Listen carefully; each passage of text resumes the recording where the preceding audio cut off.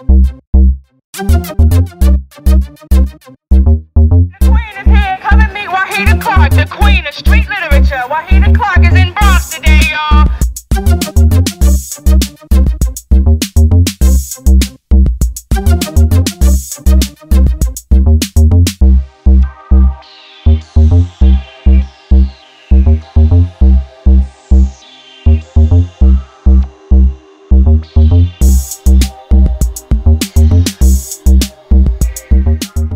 Officially, we're here today with Wahida Clark. You know, I said something wrong the other day earlier. She was just like, "This is Wahida." So Wahida Clark. He's exaggerating. Yeah. Well, no, we're gonna remix that. But you know, we had the book signing today, and it was the first. I'm tired right now, but we're gonna get right into it. Book Bandits, you know, we've learned to bridge a serious gap in this game. Wahida Clark, you've been in the game for a little while. You have a wealth of different books out, as we can see. Actually, your presentation is impeccable. Let's talk about your first book. Just give a brief synopsis on your first book and when you wrote it. Bam. 2002. Okay. Thugs and the Women Who Love Them. I wrote this while I was in Lexington Federal Prison Camp. Right. Lexington, Kentucky. Right. This is what jump started all. Actually, it was two books. Thugs and the Women Who Love Them. Every Thug Needs a Lady. Okay. It was just so big. When I sent it to Carl Weber, my editor, right, the publisher, he said, "Wahida, this is too big. We have to put this in two." I said, "Carl, you was crazy. Right. I'm not doing that to my work." But he did, and it was a wise move because I ended up with Thugs and the Women Who Love Them, and Every Thug Needs a Lady. How you know, in the fact of actually being incarcerated, how long did it take for you to continually put out books? For me, it actually didn't take long at all. I had the first deal with Black Print, had Thugs and Women Who Love Them, Every Thug Needs a Lady. When they folded, this agent, Mark Gerald, reached out to me, and he got me a major publishing deal, so they re-put out the Thug series. Right. Then I had Payback as a Mother, Payback with Your Life. Then... And those were all while you was incarcerated? While I was incarcerated. Then I got another publishing deal with another major publishing house because my editor moved from Kensington to Warner. Right. So then I came out with Thug Love and Payback. This goes on and on and on. Of course, of course, of course. You know, and it's good to place, you know, some type of emphasis on the fact that you was incarcerated writing these books actually, but you still had some control.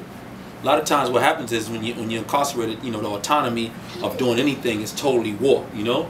So, you know, you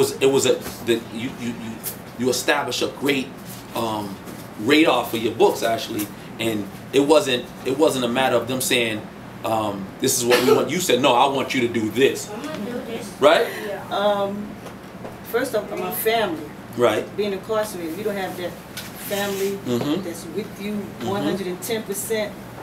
It ain't gonna go down like that. For my family, they was on it. Right. And they saw my vision, and they just stuck with me the whole time and carried out whatever I wanted done. They made it happen. Right. But also on my end, even though I was incarcerated, you know, just because you're incarcerated, that don't mean you can't get your hustle on. Of course, of course. So, when they kicked me out of Lexington, they put me in a hole because once they found that I got published, they're like, "Wahida, how did you do this? What's going on? This is impossible." Right. So they put me in a hole. But when I was in the hole, I wrote Payback is a Mother. Let me get that cover. And in the federal joint, they monitor your mail going in and going. I can't reach out to other prisoners. But in the hole, I had free reign. So I had my family hook up some flyers, sent them in. Everybody in the hole, they had like 12, 15 different pen pals. So I started collecting the names. I started sending out my flyers. I said, "Look, I'm Wahida Clark. I'm doing Fed time. I just wrote a book. Support me."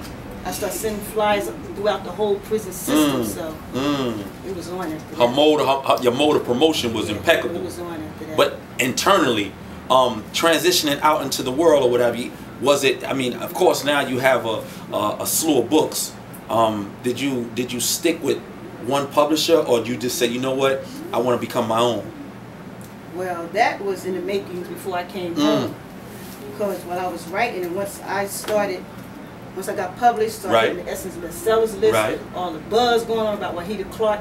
Other inmates, they start writing. They say, Wahida, you locked up, I'm locked up. How did you do that? So I said, okay, I'm gonna have to start my own. I'm gonna have to be a literary agent. Why I'm not? gonna have to start my own publishing company. So I actually started getting manuscripts, and that's how What's Really Hood came about. When I said, okay, I'm going to do my do an anthology. That'll be easy for me. I'm locked up because this was supposed to have been done while I was in prison. But it didn't happen like that. But they sent me the stories. I collected them, went through them, and that's how What's Really Good came about. So that was an old project that just came into fruition. Right.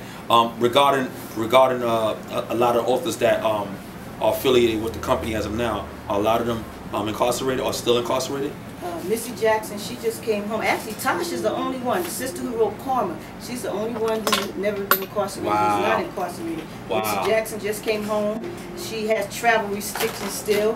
Mike Sanders, he's home. He can't leave the state. Anthony Fields, he's doing Fed time. Lots of numbers. Cash, he's doing state time. Lots of numbers. Victor Martin, he still has about 7 years left. So, incredible. You know, and not to get too personal on the aspect of things or whatever, but what I'm hearing is that, you know, you can still be a major vehicle and still allow, you know, individuals that's incarcerated to have a flow of monies, you know, or actually exhibiting their skills in a sense, you know, because, you know, behind the walls we think, nah, it ain't really gonna happen like that. Boom, boom, boom. This is nah. It's so right. So the level of actually giving them that avenue is a plus, you know. So we wanted to let that be known, you know, and you're doing great things on that behalf. Now let's get back into this here. What's Really Hood? You stated that there's going to be a collective of different books that come after this, and the What's Really Hood format. Exactly. Like my story in there. My main character, Nina, she goes into the next book, which comes out in October, The Golden Hustlers, a full book. So I'm Sean Jahad Trump, he's writing a full book. Victor Martin, he just came out with a full book. I'm trying to get the Teague family. Everybody knows LaShonda and Kwame, the author who wrote Dutch. I'm trying to get them to do the continuation of The P is Free, because actually that's my favorite story. Everybody has different flavors, but that story, I just love that story. I wanted them to do a full story. So yeah, everyone's continuing. That's I just a beautiful wanted to do thing. something with Right, of course.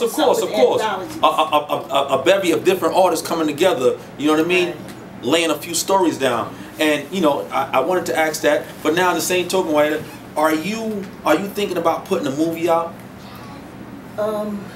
Yes, of course. You know, you can't just stop with the books. You got to take it, do all the avenues. My books comes out in March of 2011, Part 5 to Justify My Thug. I signed a deal with Cash Money. Actually, I'm the first release.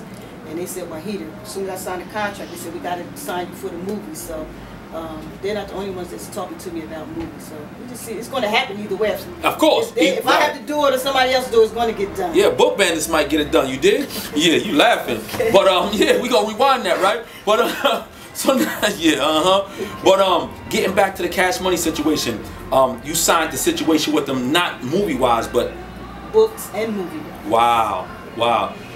Strategically, help me understand why Cash Money. Because the publishing industry, as we know it, to me is cookie cutter. Everybody's doing the same thing. Everybody go to the same book signings. Everybody go to the same radio interviews. Everything is cookie cutter. Right. I'm a hustler. They hustlers. And what caught my attention, Slim said he wanted to do it different. He said he had visited all the major publishing houses and talked to them about marketing and promotion, and they was just nobody had no brilliant ideas. The way we come from the streets. He sold CDs from the trunk of his car. And when he said, "Well, I want to do it different," I said, "All right, you want to do it different?" I said, "Well, let's do it then." That's what I want to do. I want to do it different. We got that whole the rappers audience. That's people that don't even read books. That's a whole new market. And I want that market. Oh, we're gonna bridge this gap now. We're gonna bridge this gap. You know, and I'm digging because, you know, Cash Money. You know, Cash Money. Of course, you know, when you hear Cash Money, you hear music. You know what I mean? are you thinking about actually having some of these artists sort of narrate some of your books? Slim said he's going to do it all. So. Well, this needs to, you know. Waiting to see what's going to go down. How it's Right. going to go down. How did you bridge that gap? You mean get with Slim? Yeah. They actually reached out to me through my agent. Wow. They hit up my agent, and my agent said, "Look, Cash Money is doing a publishing company. They want you." Wow.